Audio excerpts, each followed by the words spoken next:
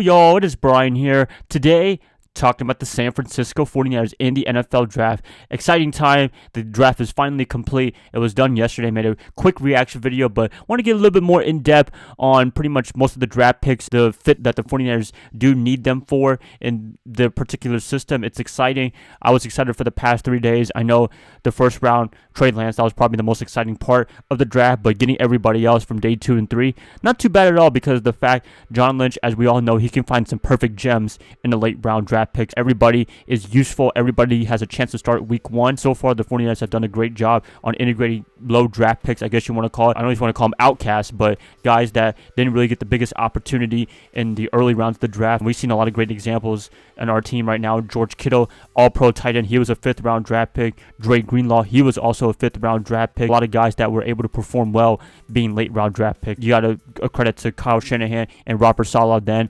DeMeco Ryans now, for doing a great job in developing these players. That out of the way, I'm excited to talk about this, and let's just get into it right now. NFL draft, 49ers, as you all know, first round pick, Trey Lance. He was the number 1 guy for the 49ers. I believe so. I was a big fan for the past couple of weeks leading up to the draft. A lot of you guys were fans as well. So this was a perfect fit for him in the perfect situation, assuming that Jimmy Garoppolo can stay healthy in 2021. I think he's going to have a great year. He's going to be motivated by having somebody look over his shoulder. This will bring out the best of him. I hope he can take this team all the way to the Super Bowl and win the Super Bowl. He would be immortalized as one of the great quarterbacks in 49er history if he could do that. So close to doing that in 2019. I hope he can close the deal in 2021. Lance, we all know he's going to be sitting out for the most part unless something terrible happens. I hope it doesn't to Jimmy. I hope he plays really well, but if he gets injured or if he throws too many turnovers, then yeah, Lance will have his opportunity to play for the 49ers. Right now, we shouldn't be expecting him anytime soon, but you never know, so I'll be putting him in the book bag for a little bit until he's ready to play. Other guys to look forward to, I'm excited for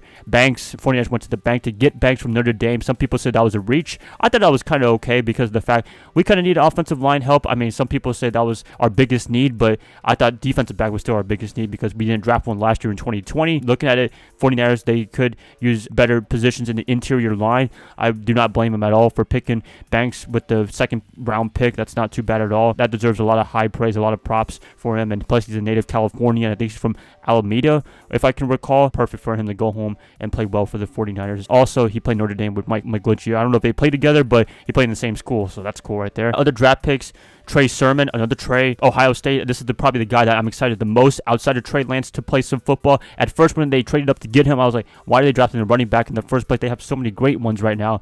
Raheem Mostert, Jeff Wilson Jr., JaMycal Hasty, all those other guys. When you look at Sermon, it was a beast at Oklahoma. A lot of you guys mentioned that because he started off at Oklahoma, then transferred to Ohio State, and he had a really good career at Ohio State. That's a really good boost for Kyle Shanahan and company. I think it's going to be a great system for him to go to San Francisco for a couple of reasons. I mean, it's perfect for running backs. Running backs get a lot of flourishment in the Kyle Shanahan offense, and also you don't have to be the carrier, the number 1 carry guy unless you have the hot hand. You can take breaks. You can rotate other running backs because that's really the best way to approach the running backs, in my opinion, is to do running back by committee. Sermon's going to go to a great system. I can't wait to see him play for us in 2021. I think he has the best opportunity to be the number 1 guy in the running back position. Everybody else that is a running back for the 49ers, they better be careful. They better not do any slip-ups because they did draft 2 running back. That it could be very dangerous for somebody. Maybe guys like JaMycal Hasty has to watch out for his job. Definitely. I mean, I don't want to say lucky, but he got a really good opportunity because of last year, everybody getting hurt and the unlimited roster rule to be able to bring practice squad players. He needs to really show himself up in 2021 before anything bad happens. I'm a big fan of his. A lot of raw talent for him, but you have other guys looking over your shoulder like Trey Sermon and Mitchell from the 7th round draft pick. Speaking of Mitchell, they drafted him as well. I think those statistics saying that he was one of the fastest guys in college football, and that's really good news right there. You can't count him out at all just because he's a 7th round draft pick.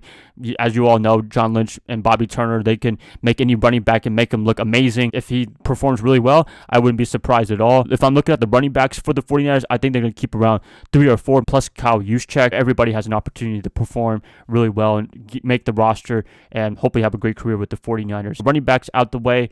Other positions they addressed, Ambry Thomas, I thought that was a great pick for the 49ers from Michigan. Jim Harbaugh guy. Yay, cool, right? We need a defensive back so badly, and I'm glad they finally found one in the college draft.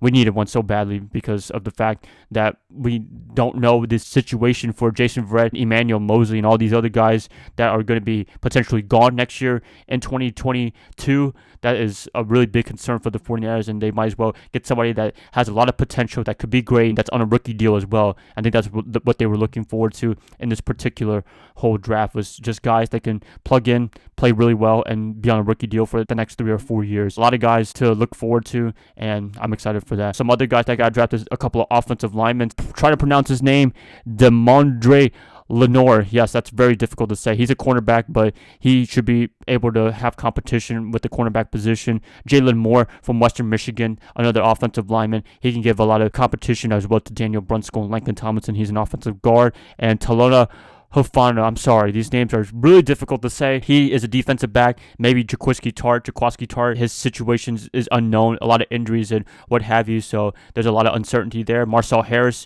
he could be a great guy, but he's still a raw talent, which is not good a couple years into his career. There's a lot of uncertainty there, so defensive back is still shaky in my opinion, but drafting these guys, hopefully they can add a little bit of competition to that. Maybe even then, they could be starters within week 1, so you never know. They were able to address a lot of positions, but the one thing I was really disappointed that they didn't address is the wide receiver position. I thought they were going to get somebody any way, shape, and form. There was a lot of potential guys they could have got. I wanted Terrace Marshalls from LSU. They had a chance to get him, but I think they drafted Aaron Banks, which is totally fine with me. But at the same time, receiver was a big need. Not really a big need, but a need to the point where we just needed somebody physically like him that can play football, and he was the perfect guy for that. I think he was like 6'3", 200-something pounds. We needed somebody that could just be a dominant ball hawker. Could have been the guy, but he went to the Panthers. Back to Joe Brady, actually, in Carolina, so that's pretty interesting there. Other than that, 49ers, if I had to give a grade, as I said in my last video, I give it a B. I thought for the most part, they were able to address everything that they wanted to. I think the roster is pretty much ready to go if the season started today or tomorrow. Wide receiver is still a little bit shaky for me, as much as I love Ayuk and Deebo Samuel.